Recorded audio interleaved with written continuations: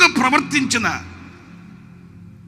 వికృత రూపము ధరించిన కుమారుడు అయినప్పటికీ కూడా, తల్లి గుండెల్లో గాయాన్ని రేపుతున్న కుమారుడు అయినప్పటికీ కూడా, ఆ గాయాన్ని రేపిన కసాయి కడుపును పుట్టిన బిడ్డను చూచిన తల్లి తల్లడిల్లిపోతుందండి. మీకు ఇంకా విశదీకరంగా చెప్తాను.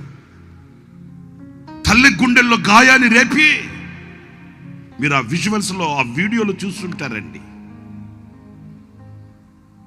కుర్రోళ్ళతో ఏకిరి పోకిరి కుర్రోళ్ళతో తిరిగి ఇంటి పట్టు లేకుండా ఏకిరి పోకిరి కుర్రోళ్ళతో తిరిగి జీవము కలిగిన దేవుని మందిరం అని కూడా లేకుండా ఆ దేవుని మందిరం ఎదుట ఎర్రి వేషాలు వేసి, ఆ జీవము కలిగిన దేవుని మందిరాన్ని పరిహాసం చేసి, ఏదో వీరులం శూరులం అన్నట్లుగా వికృత రూపము ధరించి మీసాలు మెలేసి కాళ్ళు రగరేసి ఈ పోకిరి కుర్రాలతో, లోకపు స్నేహాలతో, లోకపు మత్తులో తిరిగి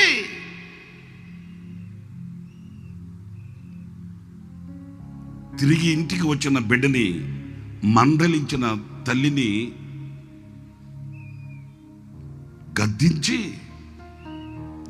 ఆ తల్లి గుండెల్లో వేదనను మిగులుస్తున్న తనయుడుగా ఉన్నప్పటికీ, మీరు ఆ విజువల్స్లో, ఆ వీడియోలో చూస్తుంటారండి. ఆ తల్లి తన పిడికెళ్ళలో ఉన్న అన్నం, ఆ పిడికెళ్ళలో ఉన్న భోజనాన్ని బిడ్డకు పెట్టి, ఆ మిగిలిన కొంచెం అన్నం తిందామని ప్రార్థించబోతే, కన్నీళ్లతో ప్రాకారాన్ని కట్టి కళ్ళలో కన్న బిడ్డను పెట్టుకొని ప్రార్థించే ఆ తల్లి ప్రేమను గుర్తించలేక, ఆ తినే అన్నాన్ని కూడా కాళ్ళతో కొట్టి ఆ తల్లిని వేధిస్తే, ఆ తల్లి కన్నీటి విలువ ఎంతటిదో ఎరుగని మందమతికి ఆపత్కాలం ఒకటి వస్తుంది.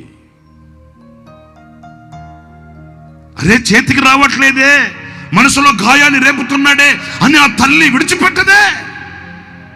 ఆ తల్లి గుండెల్లో పొగసగలు కక్కుతాయి. ఎందుకంటే 9 మాసాలు మోసి కడుపు చించుకొని కన్నది కనుక, ఆ కన్న తీపి కన్న తల్లి గుండెల్లో వేదనను మిగిలిస్తే కళ్ళల్లో నీళ్లు కారుతాయి. కన్న తల్లి కళ్ళల్లో కారే ప్రతి నీటి బొట్టు గుండె పగిలిన బాధకు నిదర్శనం. అయితే ఒక్క మాట, ఆ తల్లడిల్లిపోయే తల్లి కన్నా కూడా